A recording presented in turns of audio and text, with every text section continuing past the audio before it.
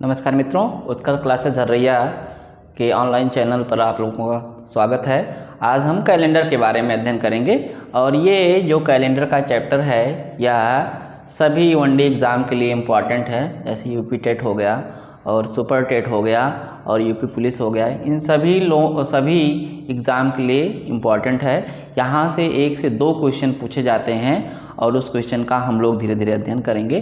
तो आइए यहाँ पर हम अपना काम शुरू करते हैं। जैसे कैलेंडर हम जानते हैं कि इसमें एक सामान्य वर्ष होता है, एक अधिवर्ष होता है। सामान्य वर्ष जो होता है वह 365 दिन का होता है और अधिवर्ष जो होता है वह 366 दिन का होता है। सामान्य वर्ष में जो फरवरी होती है, फरवरी माह में 28 दिन होते हैं और अधिवर्ष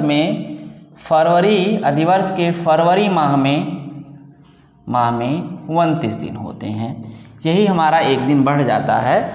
तो यहाँ पर 366 दिन अधिवर्ष में और 365 दिन सामान्य वर्ष में होते हैं। 365 दिन में 52 सप्ताह और एक विषम दिन होता है। हमने यहाँ लिखा है विषम दिन। विषम दिन का मतलब क्या होता है, क्योंकि सप्ताह 7 दिन का होता है, इसलिए 365 में 7 से भाग देने पर जो हमारा शेषफल होता है उसी को हम विषम दिन बोलते हैं। तो 365 में अगर हम 7 से भाग देते हैं तो 365 में भाग देकर देख भी लेते हैं। 7 से भाग दे रहे हैं, 7 पचे 35 हो गया और यहाँ पर 1 आ गया, 5 आया, 7 दूना 14 हो गया और देख रहे हैं एक शेषफल मिल गया। ये शेषफल मिल गया, इसी को हम बोलते हैं विषम दिन। इसी तरीके से 366 दिन में हमारे 52 सप्ताह होते हैं और 2 विषम दिन होता है। एक चीज़ यहाँ जानना बहुत ज़रूरी है कि कैसे हम जो है कोई वर्ष दिया गया हो, सपोज़ कर लीजिए 1945 दिया गया हो, कैसे हम पहचानेंगे कि यह सामान्य वर्ष है या अधिवर्ष है। थोड़ा इसके बारे में हम थोड़ा देख लें कि सामान्य वर्ष की पहचान हम कैसे करते हैं और अधिवर्ष की पहचान कैसे करते हैं। जो वर्ष दिया रहता है, जैसे सपोज़ कर लीजिए हमने लिखा कि 1945, आपको बताना है कि यह सामान्य वर्ष है या अधिवर्ष है। ठीक है, तो लेकिन हम इसके पहले एक चीज़ और जान लें कि सामान्य वर्ष जैसे जो दिया गया है ये सामान्य वर्ष है। सामान्य वर्ष का मतलब ये हुआ, अभी हम दूसरे वहाँ मीनिंग लगा रहे हैं, या शताब्दी वर्ष है। शताब्दी वर्ष है या सामान्य वर्ष है, ये हम ध्यान रखेंगे। शताब्दी वर्ष की पहचान क्या होती है? शताब्दी वर्ष की पहचानें होती है वर्ष के अंत में 2 शून्य रहता है। अगर 2 शून्य है तो हम कहेंगे वह शताब्दी वर्ष है। जैसे 100 हो गया, वर्ष के अंत में 2 शून्य, पहचान ही रखेंगे। 100 हो गया, 1900 हो गया, 1800 हो गया और कोई भी 2100 ले लेते हैं, 400, 500, 600 जो भी ले लें, अंत में हमारे 2 जीरो रहने चाहिए। देख रहे हैं यहाँ पर अंत में 2 जीरो हैं, तो ये सब हमारे शताब्दी वर्ष आते हैं। तो सबसे पहले तो हम देखेंगे कि ये शताब्दी वर्ष है या नहीं है। तो 1945 शताब्दी वर्ष नहीं है। तो जब शताब्दी वर्ष नहीं रहता है तो उसमें हम 4 से भाग करते हैं। 4 से भाग करने के बाद अगर शेषफल कुछ मिले तो कह देंगे कि सामान्य वर्ष है। शेषफल मिल क्या सकता है? शेषफल 1 मिल सकता है, 2 मिल सकता है या 3 मिल सकता है। शेषफल 2, 1 या 3 मिल सकता है और अगर 4 से पूरा भाग लग जाए,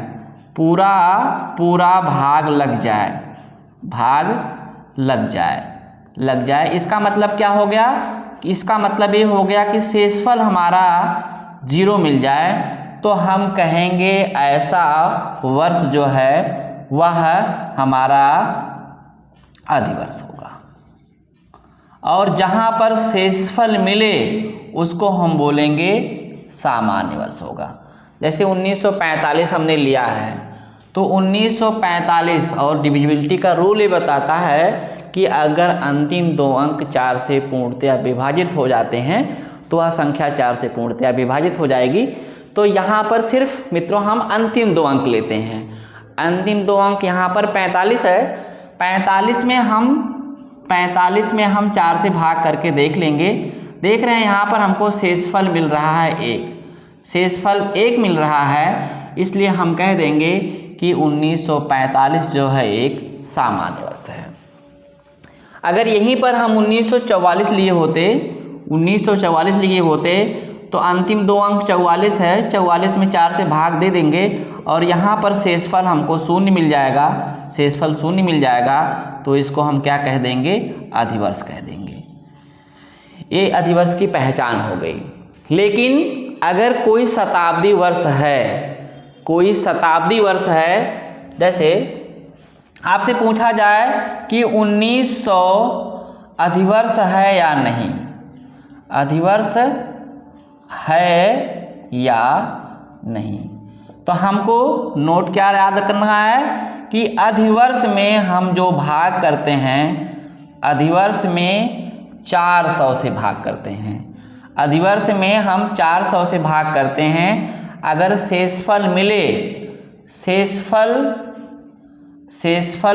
मिले तो वह सामान्य वर्ष होगा,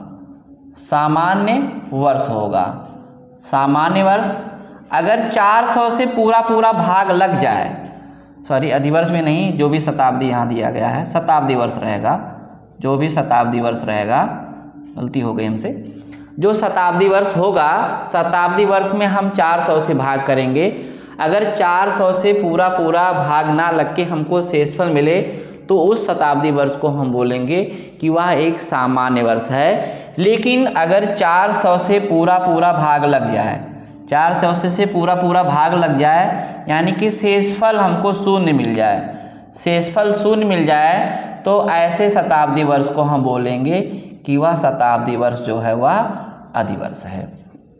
तो अगर कोई वर्ष दिया रहेगा, वर्ष को आपको बताना है कि सामान्य वर्ष है या अधिवर्ष, तो वर्ष में हम 4 से भाग करेंगे। लेकिन अगर शताब्दी वर्ष दिया गया है तो उसमें हम 400 से भाग करेंगे। जैसे आपसे कहा जाए कि 1700, जैसे हमने यहाँ एग्जाम्पल लिया है 1900 का, तो 1900 को अगर हम 400 से भाग करते हैं तो देख रहे हैं यहाँ पर 1900/400 कर लिए तो 2 शून्य कैंसिल हो गया, और यहाँ 19 में हम जब 4 से भाग देंगे तो 4 चौक 16 होता है, शेषफल 16 3 19 होता है, शेषफल हमको 3 मिलता है। तो हम कह देंगे जो 1900 है वह एक सामान्य वर्ष है। क्या है? सामान्य वर्ष है। लेकिन अगर यहीं पर हम कहा जाए कि 2000 वर्ष 2000 जो है, इसमें देख रहे हैं हम 400 से जब भाग करेंगे तो यहाँ से हमको शेषफल जो मिलेगा वह 0 मिलेगा, शेषफल 0 मिलेगा। तो इस 2000 वर्ष को हम कहेंगे कि यह अधिवर्ष है, 2000 वर्ष को कहेंगे यह अधिवर्ष है। ठीक है, तो हम बहुत आसानी से इसको भी सॉल्व कर सकते हैं कि हम पहचान सकते हैं कि कौन सा वर्ष हमारा अधिवर्ष है, कौन सा सामान्य वर्ष है। अगर शताब्दी वर्ष दिया गया है तो शताब्दी वर्ष को भी हम पहचान सकते हैं। शताब्दी वर्ष की पहचान क्या है कि अंतिम 2 अंक हमारे 0 हैं, तो हम कहेंगे वह शताब्दी वर्ष है। और शताब्दी वर्ष सामान्य वर्ष है या अधिवर्ष है तो इसमें हम 400 से भाग करते हैं। अगर 400 से पूर्णतया भाग लग जाता है तो वह अधिवर्ष है, अगर पूर्णतया भाग नहीं लगता है तो हम कहेंगे वह सामान्य वर्ष है। तो इस तरह से हम इसको ज्ञात कर लेंगे कि हम सामान्य। एक क्वेश्चन बहुत पूछा जाता है, इस क्वेश्चन को भी हम देखें। यहाँ पर निम्न में भिन्न है, इस तरह से क्वेश्चन रीजनिंग में पूछा जाता है। निम्न में भिन्न है, निम्न में भिन्न है, ऐसे दिया जाएगा भिन्न है, और ऑप्शन आपको दे दिया जाएगा ABCD। 1800 दे दिया गया, 1900 दे दिया गया, 1700 दे दिया गया और 1600 दे दिया गया, या कुछ और इस तरह से दे दिया गया। तो निम्न में भिन्न है हम देखेंगे। अब इसको हम पहचान देख रहे हैं, सब शताब्दी वर्ष है। लेकिन ये जो है दोनों हमारे सामान्य वर्ष हैं। क्यों? क्योंकि इसमें 400 से पूर्णतः भाग नहीं लगेगा, कुछ ना कुछ हमको शेष में मिलेगा। लेकिन 1600 में अगर हम 400 से भाग करते हैं तो यहाँ पर हमारा जो शेषफल मिलेगा, शेषफल वह शून्य मिल जाएगा। तो कह देंगे यह हमारा अधिवर्ष है, यही सबसे भिन्न है। तो तरह तरह के एग्जाम्पल आप लोगों को दे करके वो पूछा जाता है, तो उस क्वेश्चन को भी आप लोग जो है देखते रहिएगा कि कहीं इस अधिवर्ष का सवाल तो नहीं है, कहीं हमारा जो है शताब्दी वर्ष दिया गया और कहीं वही तो कुछ नहीं पूछा जा रहा है। तो हम इस तरह के क्वेश्चन को सॉल्व कर सकते हैं। आइए यहाँ पर आगे हम देखते हैं कि हम एग्जैक्ट डे कैसे निकालते हैं। तो उसके लिए आपको जो है एक जो कोड है उस कोड को याद रखना है। उस कोड के माध्यम से हम एग्जैक्ट डे निकालना बताना सिखाएंगे। जैसे जनवरी, फरवरी, मार्च, अप्रैल, मई, जून, जुलाई, अगस्त, सितंबर,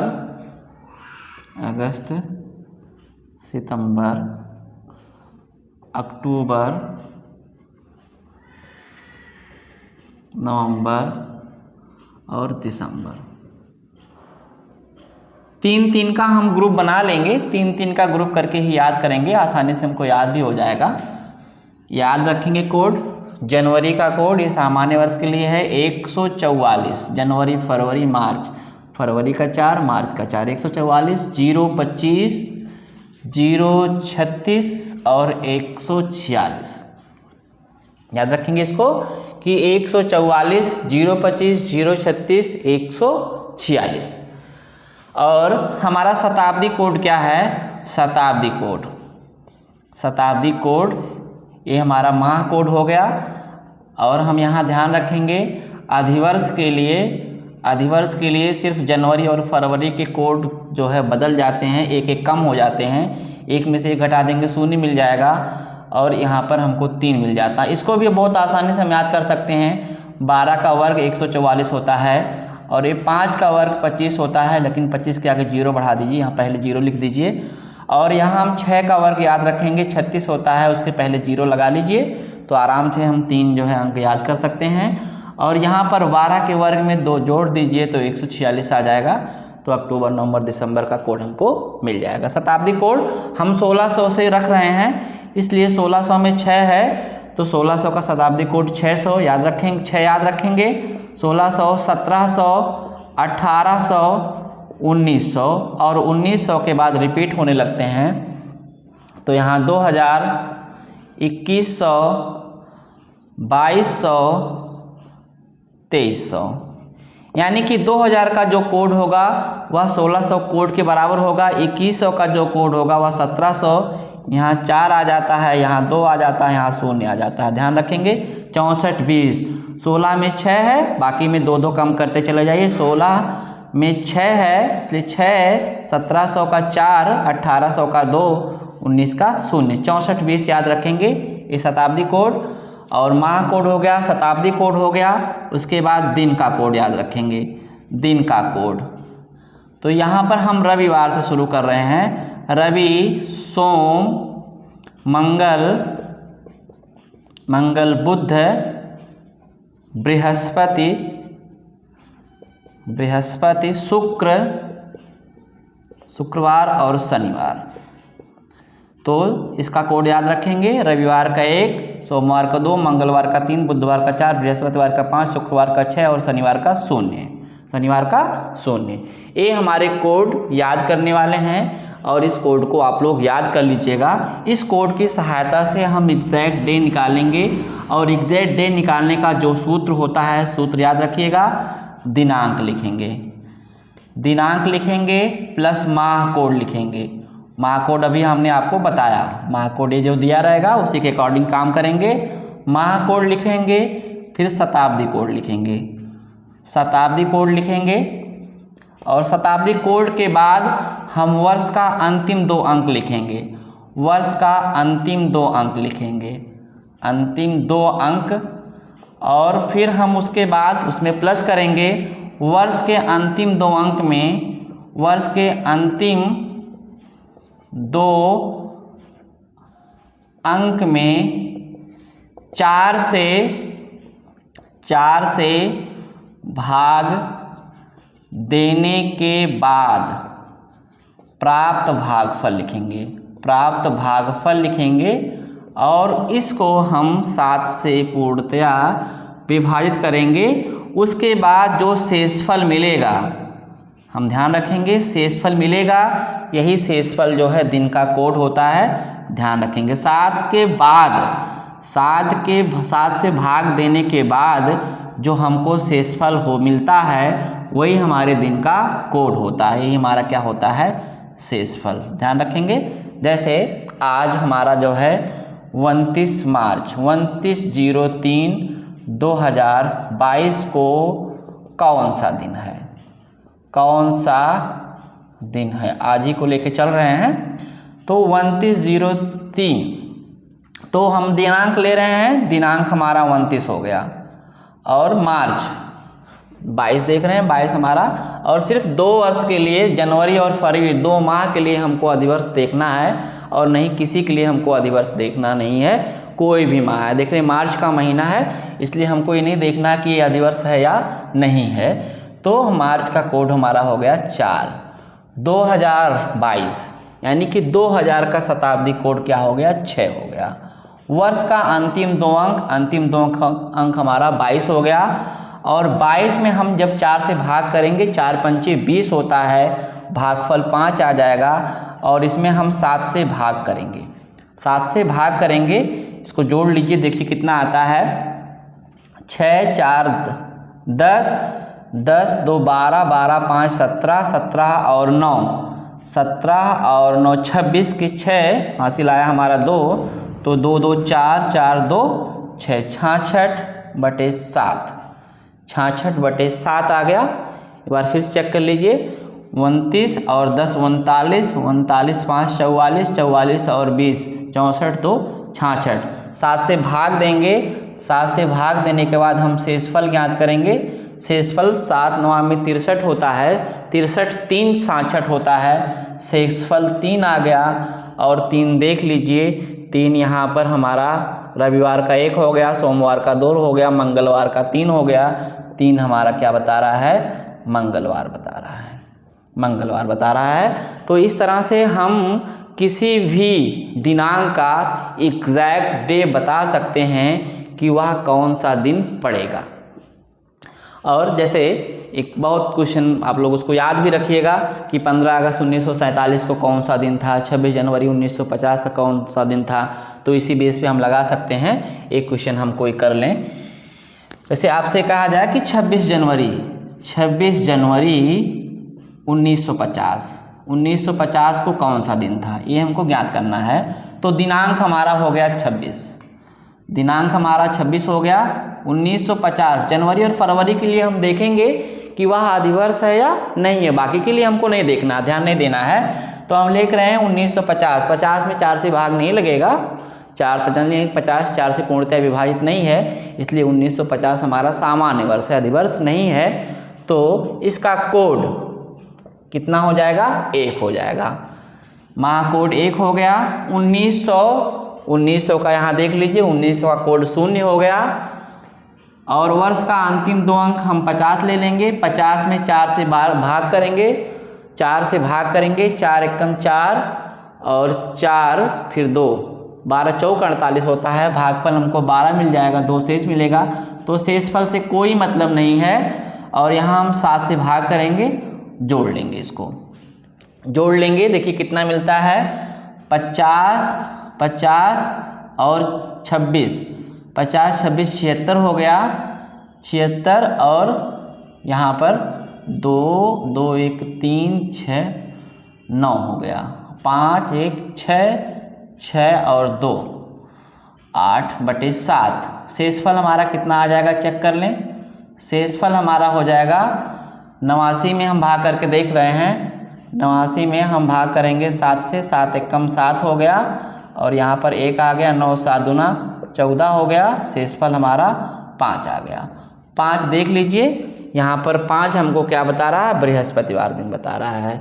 तो याद रखिएगा इसको, इस पर कलम ना चलाना पड़े कि हमारा 26 जनवरी 1950 को क्या था, बृहस्पतिवार था। इस तरह से हम 15 अगस्त 1945 का भी निकाल सकते हैं, 1947 का भी निकाल सकते हैं, जिसका भी आपको पूछा जाएगा उसका आप निकाल सकते हैं। 15 अगस्त 1947 का दिन शुक्रवार था, ये भी हम याद रख लेंगे। जैसे जो सामान्य क्वेश्चन पूछे जाते हैं तो प्रयास ये करें हम उसको रट लें, कलम ना चलाना पड़े उस पर। तो कुछ क्वेश्चन अगर आप अभ्यास करेंगे इस तरह से तो लगा लेंगे। अब अगली वीडियो में हम ये देखेंगे कि कैसे बाउंड की, अगर कोई दिया गया कि 15 अगस्त 1950 को रविवार था तो 15 अगस्त 1975 को कौन सा दिन होगा। तो इस तरह के क्वेश्चन को हम अगले वीडियो में देखेंगे। धन्यवाद।